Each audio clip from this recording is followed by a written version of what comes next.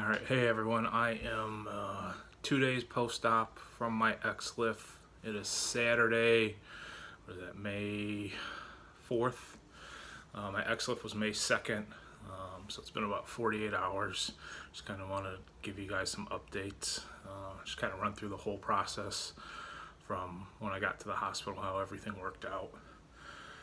So I got to the hospital. They had me get there at like 6 o'clock. My surgery was scheduled for, they had me get there at 7 o'clock. My surgery was scheduled for 9. Then they just kind of did the basic stuff in that 2-hour time frame. They checked me in, they drew my blood, hooked up IVs, had me changed into a gown. That's when everyone started coming in, the doctor and his crew and the anesthesiologist. So they kind of explained to me that they were looking for a 3 to 4 hour surgery, just because I was going to have the XLIF. They would have to break that down and set up for then turn me over and put the 4 screws and rods in my back to kind of secure everything. So I kind of, they drug you up a little bit before that. So last thing I kind of remember it being about 11 when I was actually getting wheeled back to the operating room. And then the next thing I know, I kind of came around at like 5 o'clock. I guess that I had been in recovery for like 2 hours. I was having a little bit of trouble with the anesthesia and some of the pain, so they had to slowly wake me up. I also warned them that I get pretty aggressive when I come out of anesthesia, at least a few times in the past with my other surgeries, so they had to go a little bit slower. So I was hurting pretty bad right after the surgery, just that whole lower back area. Obviously they just put some screws in and cut me up. So they, after 5, they transferred me to my room.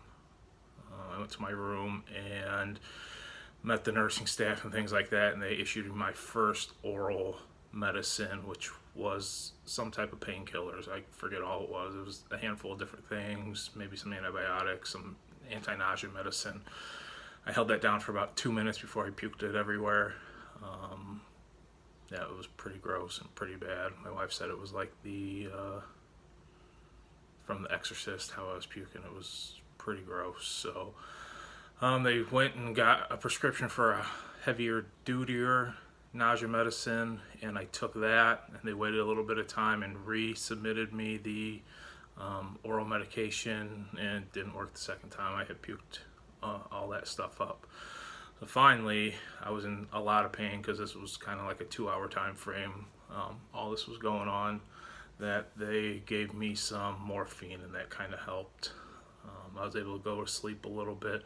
I could not get comfortable though, no matter what I did. I couldn't sit straight up and like lean back flat on my back. That hurt too bad. It was like my muscles were super tight.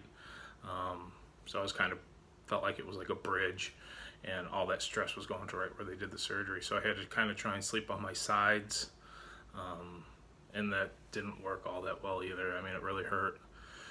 So, but the morphine helped a little bit, so I was able to I would fall asleep for about a half hour, and I'd wake up and I'd be up for an hour, and I did that the entire night. It was pretty terrible.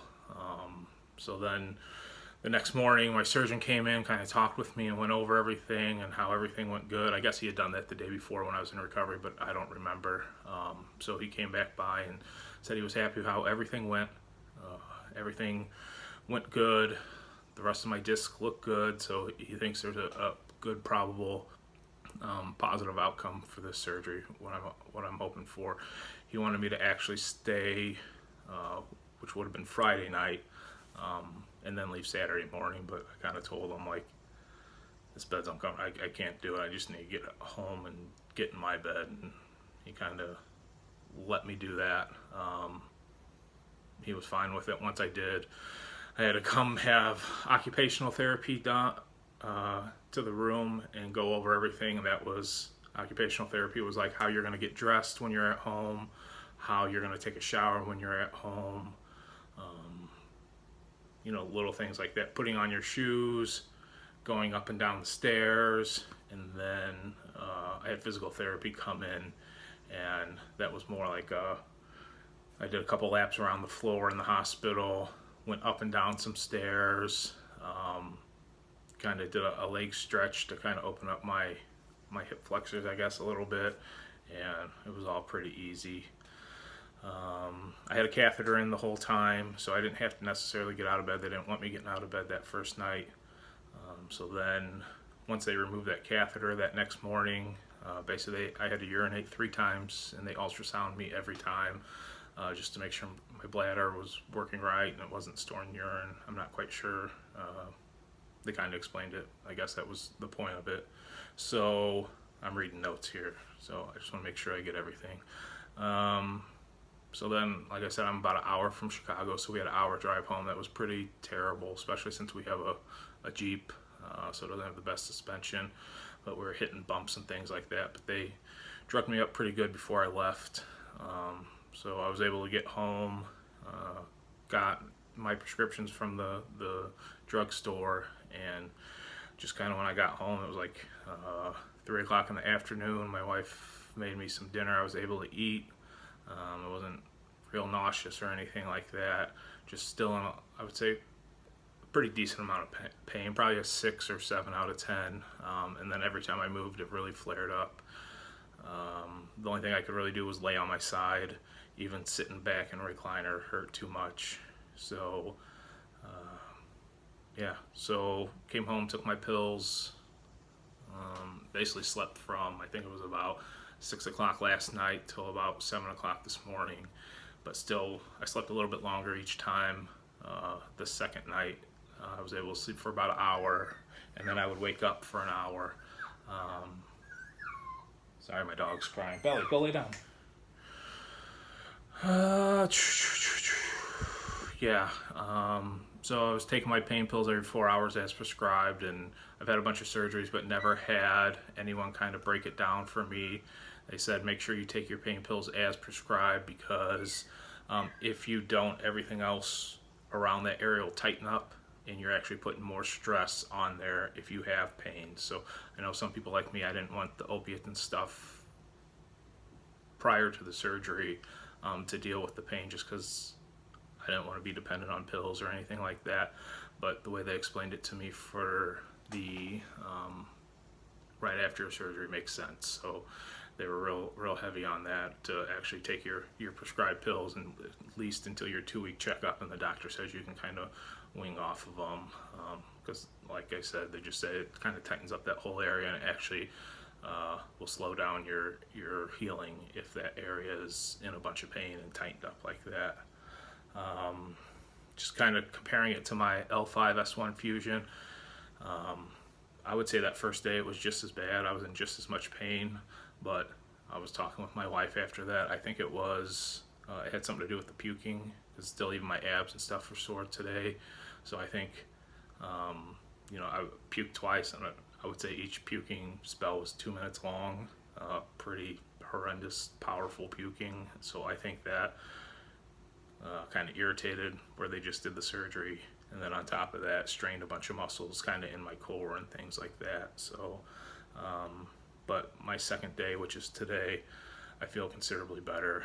And like I said, I know after my L5-S1 fusion, it took a lot longer before I even felt any type of relief. We're talking weeks, if not close to a month, and this is the second day, and I can actually feel some improvement. Really, that's kind of all I have for you guys.